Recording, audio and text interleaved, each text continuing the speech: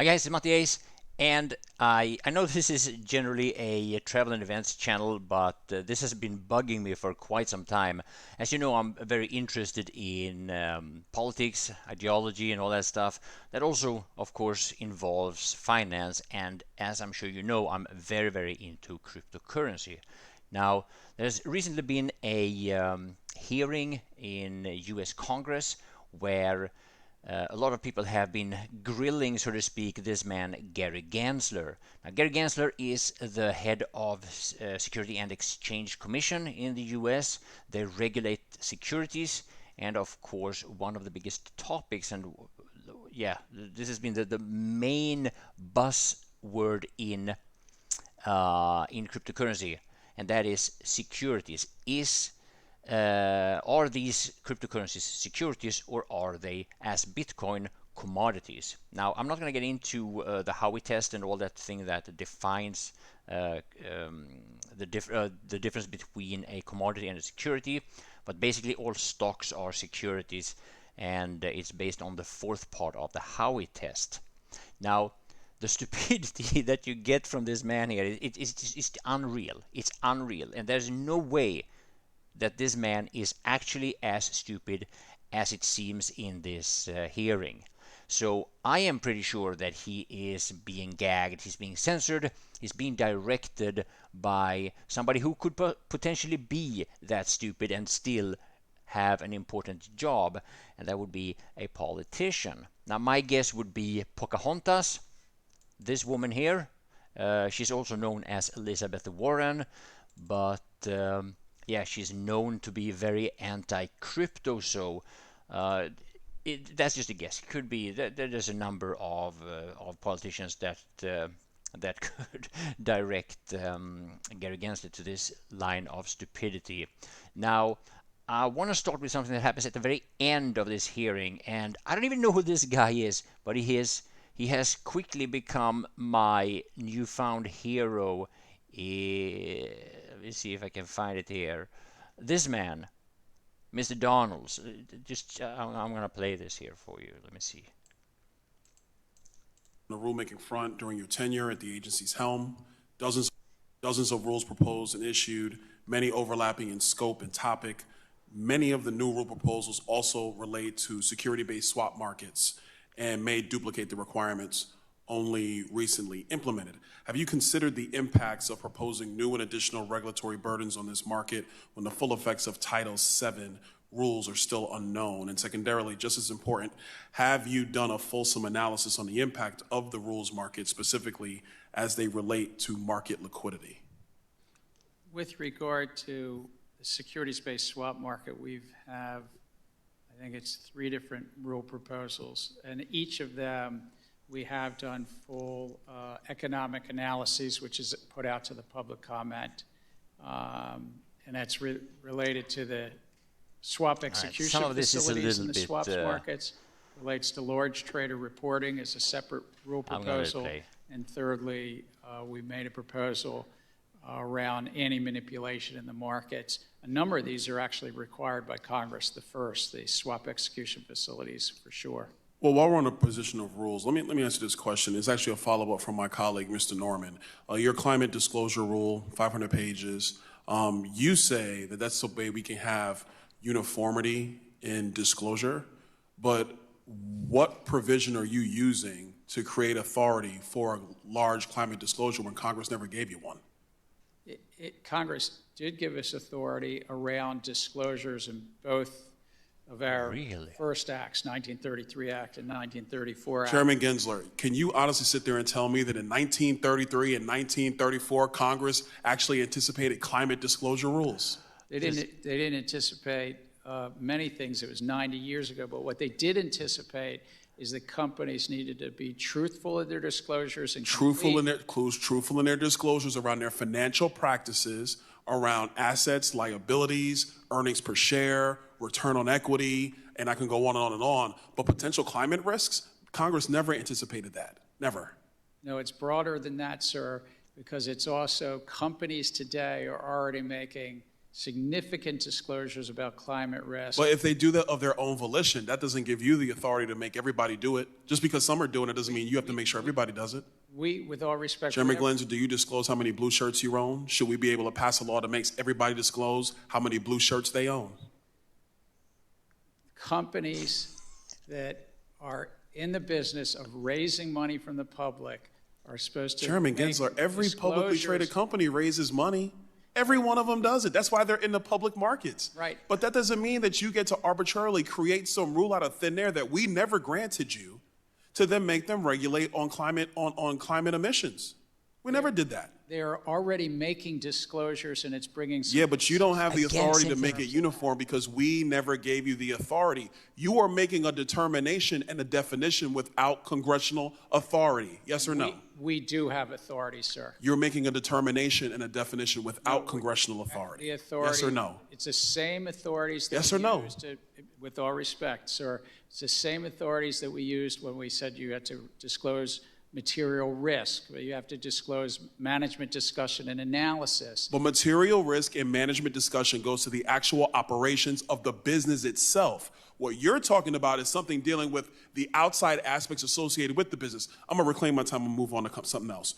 You said earlier in another line of questioning that the players in the digital asset space don't have a choice, that they have to comply with the rules. But once again, Congress has never given you a framework for regulating digital assets.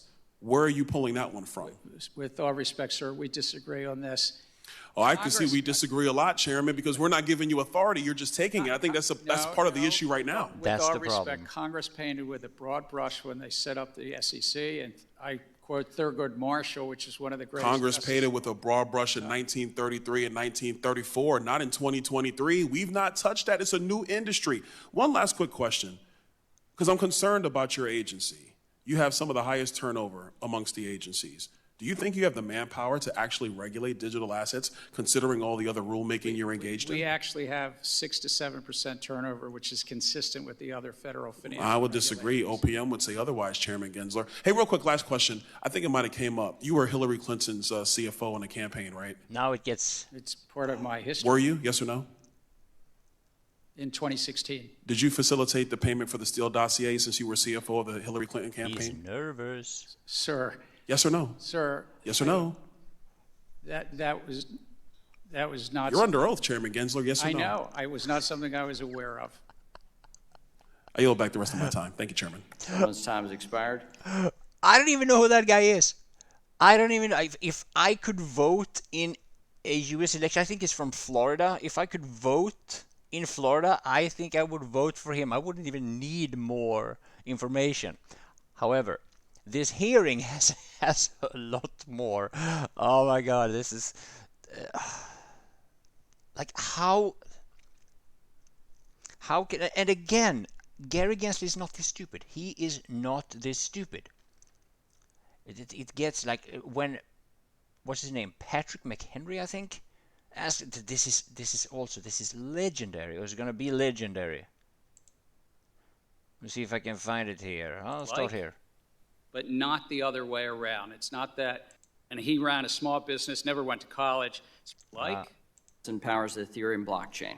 Ethereum. Back in 2018, then SEC Corporation Finance Director Bill Hinman stated that he believed Ether was not a security.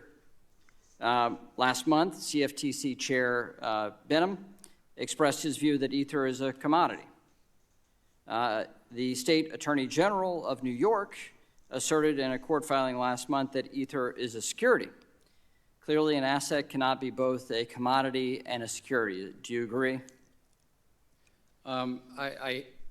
Yes or no? Actually, all securities are commodity under the Commodity and Exchange Act. It's that we are excluded commodities. But I would agree that a security cannot be also an excluded commodity and an included commodity. I'm sorry, Chair, just to talk about the Commodity Exchange Act more precisely.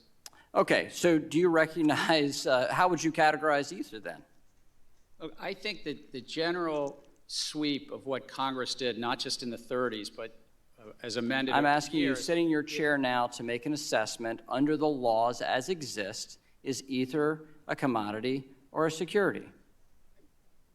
Without speaking to anyone. I know you've Okay, repeatedly it's said a you're not matter going to of speak to one, facts. except you've spoken to one, Bitcoin. So I'm asking you to speak to a second one, the second largest market cap here. And speaking to the tokens, there's 10 to 12,000. If there's a group of entrepreneurs in the I'm asking middle about that the one. public is anticipating a profit based on the. I'm asking you a specific question, Chair Gensler. I said this in private. This should be no shock to you. I'm asking this question. Is Ether a commodity or a security? And again, it depends on the facts and the law, and if there's a group of individuals. I'm asking you about the in facts and the middle. law sitting in your seat and the judgment you are making.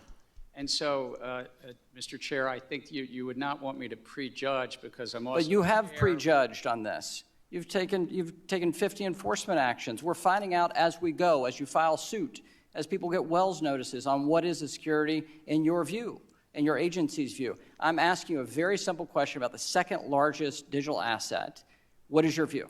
And my view is if there's a group of individuals in the middle that the public is All anticipating. right, so let me just ask a based second on those question then. efforts. All right, let me just address this.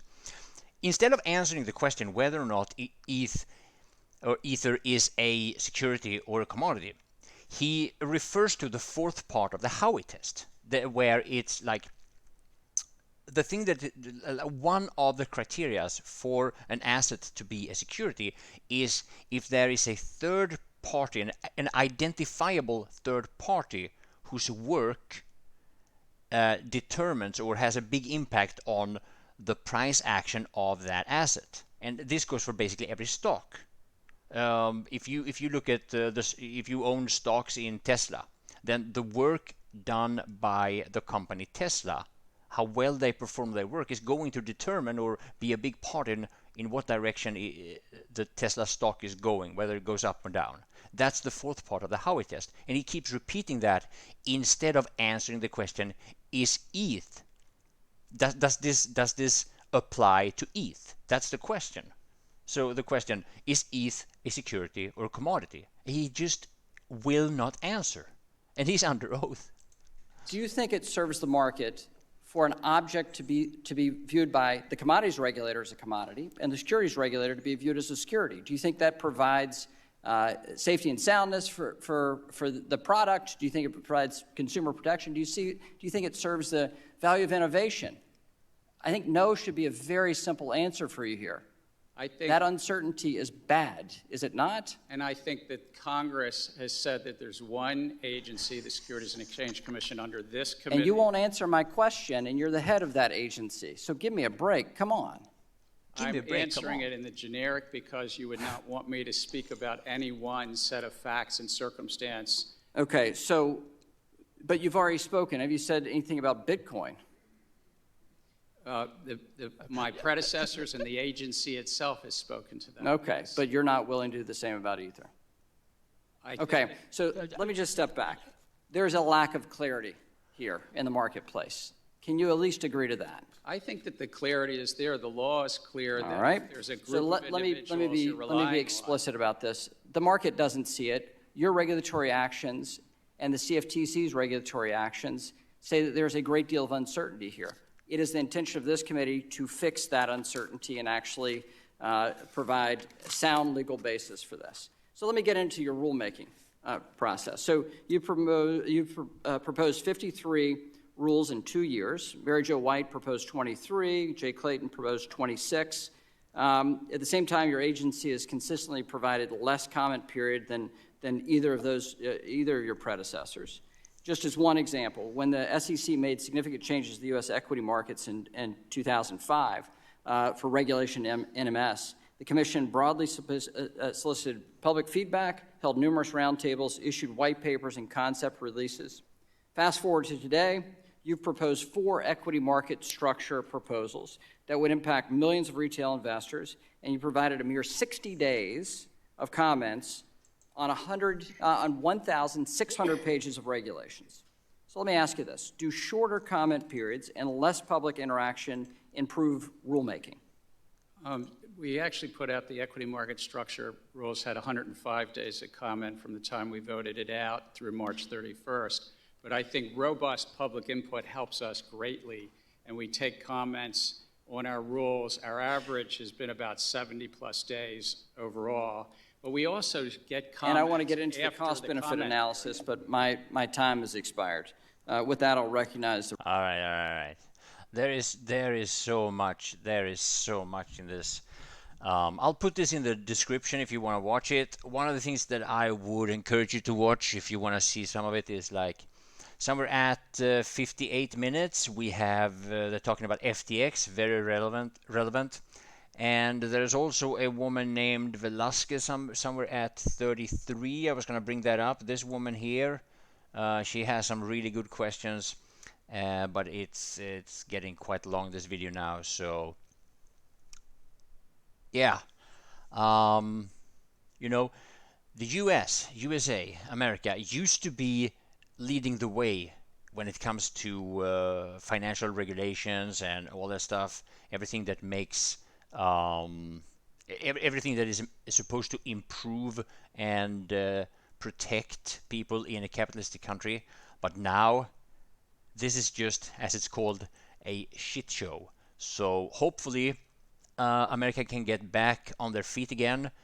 Maybe we need to, maybe that can't happen until the next election, whoever is the new president. But for now, it's it's looking pretty dire. So thank you for watching.